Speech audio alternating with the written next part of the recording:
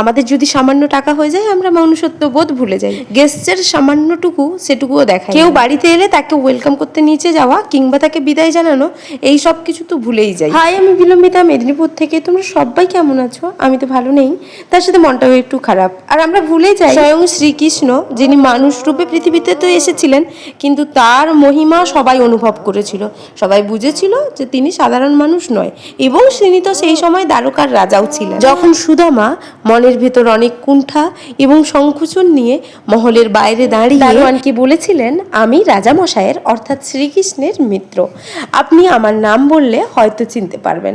আশা তো রাখেননি, কিন্তু যখন গিয়ে দারোয়ান গিয়ে কৃষ্ণকে বলেছিল যে আপনার বন্ধু এসেছে নাম সুদামা, তখন শ্রীকৃষ্ণ দৌড়ে এসেছিলেন সুদামার কাছে।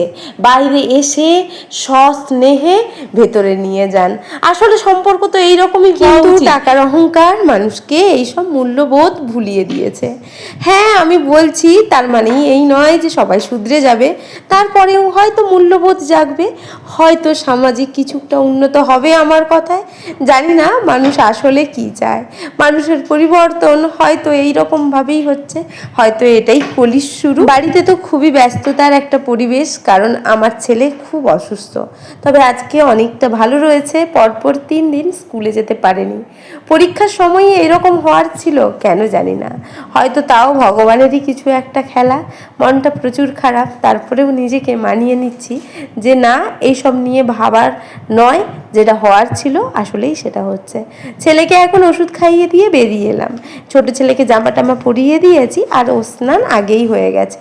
এখন ওকে একটু ভাত খাইয়ে দেবো। ওকে ভাত খাওয়ানো খুবই মুশকিল, তবে অন্যদিন আমি চেষ্টা করব ওকে একটু ওটস খাওয়ানোর। ওটসটা রাখাই আছে, তবে খাওয়ানো হয়নি। ছোট ছেলে আর বড় ছেলে দুইজনে এখানে রয়েছে, দুইজনেই খুব দুষ্টুমি করছে। তবে ছোট ছেলেকে দেখতে পাওয়া যাচ্ছে না, কারণ সে দরজার পাশে রয়েছে। একটু একটু হয়তো ওর মাথা দেখতে পাবে। আর বড় ছেলে যেহেতু জামা কাপড় পরে নেই, তাই আমি ব্লার করে দিয়েছি। এখন বলা যায় না, ইউটিউব ফেসবুকে অনেক কিছু ইস্যু দেখিয়ে দেয়। সেই কারণে বেডশিটটা 3 দিন হয়ে গিয়েছিল, তাই বেডশিটটা চেঞ্জ করে দিলাম।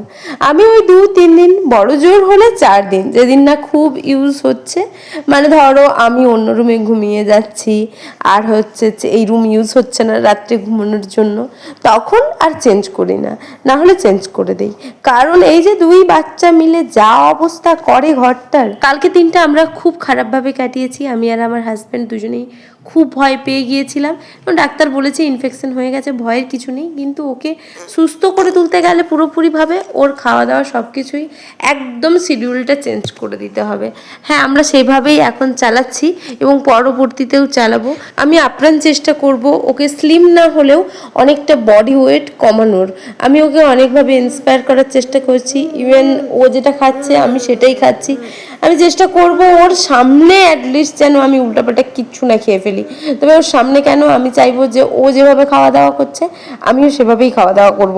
তাতে কি হবে, আমারও শরীরটা অনেকটা ফিট হয়ে যাবে, তার সাথে ওরও। আর আমি চাচ্ছিলাম এই ডায়েটিং শুরু করব, কিন্তু হয়ে উঠছিল না। এই সূত্রে আমার শুরুও হয়ে গেল। আমি নিজেও চাচ্ছিলাম যে একটু ফিট হয়ে যাই। এভাবে আমি একদমই অনেকটা মোটা হয়ে গেছি, এইভাবে আর থাকা যাবে না, একটু ফিট হয়ে যাই। যাই হোক, চেষ্টা করলে তো অনেক কিছুই হয়। আমি ওই রাহুল আর মাম্পির ব্লগিংটা দেখি। মাম্পি সাডেনলি এতটা রোগা হয়ে গেছে, আমি তো ভাবতেই পারছি না, পুরো একদম আগের মতো। হ্যাঁ, একটু কেমন কেমন যেন চোখে ঠেকছে, কিন্তু না, এটাই তো ফিট, এটাই তো সুন্দর, বলো। ওর দাদার মাথায় হাত বুলি দিচ্ছিলাম, আদর করছিলাম, দেখে ওর একটু হিংসে হয়ে গেছে, দৌড়ে এসে জড়িয়ে ধরেছে। উফ, এত দুষ্টু, আর পারা যায় না একে। এটা বিকেল বেলার ভিডিও। আর আমার ছেলের দুধ সব কিছুই বন্ধ করে দিয়েছে আপাতত ডাক্তার।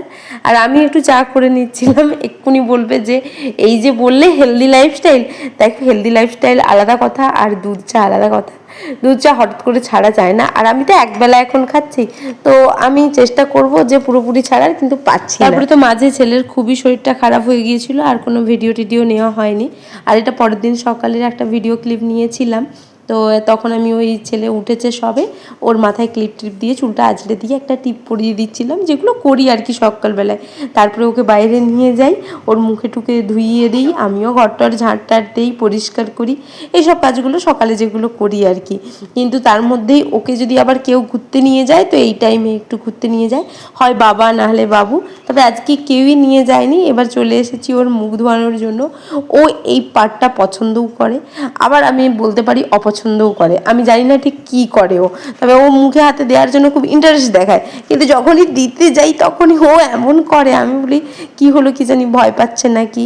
যাই হোক, এরপর নিয়ে চলে এসেছি, জামাটা চেঞ্জ করিয়ে দেবো, কারণ মুখ ধোয়ানোর সাথে সাথেই জামাটা ভিজে যায়। আর আমি সকালবেলায় এই জন্যই জামা চেঞ্জ করি না, উঠে পড়েই ঘুম থেকে, জানি একটু পরেই মুখ ধোয়ানো হবে আর পুরো ভিজে যাবে।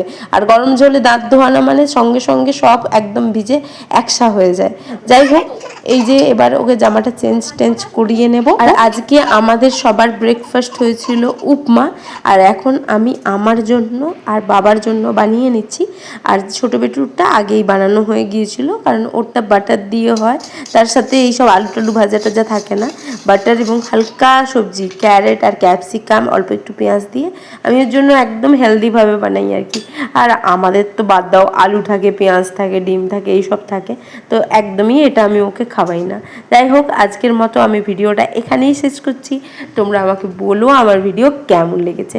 তবে আরও গল্প অনেক বাকি রইল, পরের ভিডিওতে অবশ্যই করব, তো কমেন্ট করো কিন্তু। আসছি তাহলে, বাই বাই।